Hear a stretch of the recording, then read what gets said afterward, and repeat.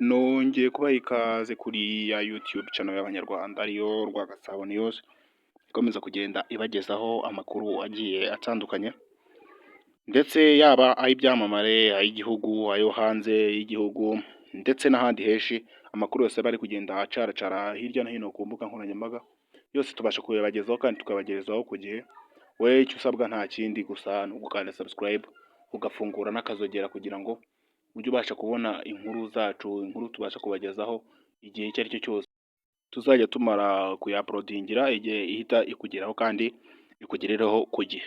Mbahaye ikaze rero, nk'uko muri kubibona, murimo murabona umusore wacu wamenyekanye mu muziki igiye itandukanye, mu ndirimbo z'inkundo ndetse n'izindi nyinshi, ari we King James. Uyu mubyeyi murimo murareba imbere y'amaso yanyu, namwe amaso arabaha kandi namwe muri Abanyarwanda muzi gushishoza, nubwo nta kwigira ngira icyo mvuga nawe wabyibwira. Uyu ni mama wa King James, nk'uko mubibona, inyinya ni imwe, isura ni imwe, muri make nuwe koko biragaragara. Kuri uyu munsi wa none rero, inkuru yacu y'uyu munsi icyo ishingiyeho, wakwibaza uti ko uzanyemo King James ukaba uzanyemo mama we umubyara, ese inkuru yacu yaba iteye ite? Icyo kibazo buri muntu wese yakibaza, ariko nk'uko wabibonye kuri title ya video birumvikana kandi biranashoboka. Kuri uyu munsi wa none rero, inkuru yacu ishingiye kuri uyu musore King James ndetse na mama wiwe. Wakwibaza uti ishingiye kuki? Kuri uyu munsi wa none tugarutse twibaza ku mpamvu King James adashaka nk'abandi bahanzi bose ngo akore ubukwe, atwereke ibirori nk'abandi bahanzi bose b'abasitari mu Rwanda tumenyereye. Icyo kibazo wakibaza uti girahurira he rero na mama wiwe? Icyo kintu bifite aho bihurira rwose, isano rirahari na rinini cyane, kuko King James we icyo asobanura kuri ibyo bintu, aragira ati jyewe gushaka nzashaka, ariko ngomba gushaka umukobwa mama azemera.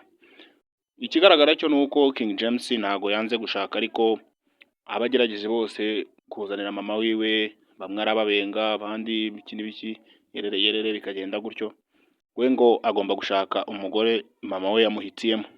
Tukibaza tuti ese ibintu nk'ibyo koko muri Rwanda rwa muzi ibyo bintu biracyashoboka ko umuntu afatirwa umwanzuro n'iwabo kandi akuze nawe ubwe yakawifatiye?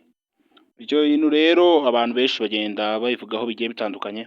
Hari abemera ko ibyo bintu kuko ari ukuri, ari nako bigomba kugenda. Umubyeyi agomba gufatira umwana we imyanzuro.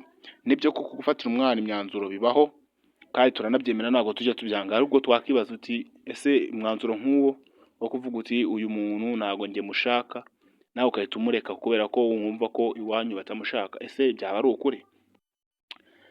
Mbahaye ikaze rero mu nkuru yacu irambuye. Twabajije abantu bagiye batandukanye, harimo na King James we ku giti cye ubwe, ndetse na mama we icyo abivugaho, ndetse n'umukobwa uherutse kuba yari ari mu rukundo na King James, akaba yarababajwe n'igisubizo nyina wa King James yaba yaramuhaye, cyangwa se n'amagambo yaba yaramubwiye, amubwira ko rwose abona viziyo yiwe n'umuhungu we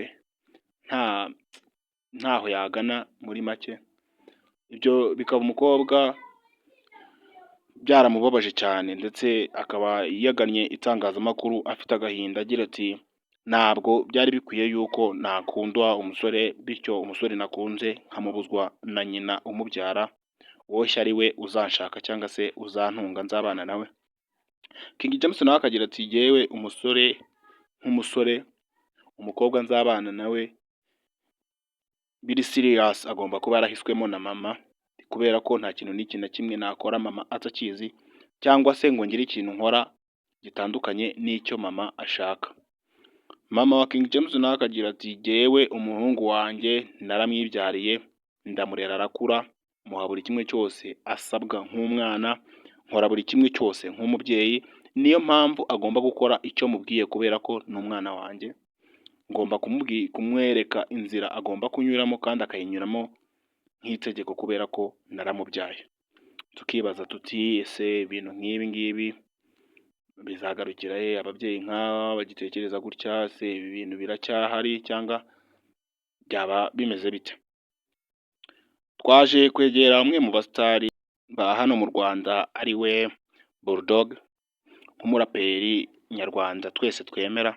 Icyo we abasha kubivugaho ni kimwe, aragira ati ibi bintu ntabwo twari tuzi ko ariko bimeze, ariko umuhungu wacu turamukunda ntabwo twamutererana, kandi nta nubwo twamutera ibuye ngo tumwangishe umubyeyi we cyangwa se tumubwire ko ibyo umubwiye arimo arakora atari byo, ariko nyine tugiye kumwegera nk'inshuti, nk'abavandimwe, nk'umuvandimwe nyine dukorana mu buzima bwa buri munsi, tumugire inama ndetse turebe n'icyo twamufasha, kuko ibyo bintu ntabwo bikwiye, kuko arimo arakura ntabwo ari gusubira inyuma. Murakoze, ndabakunda.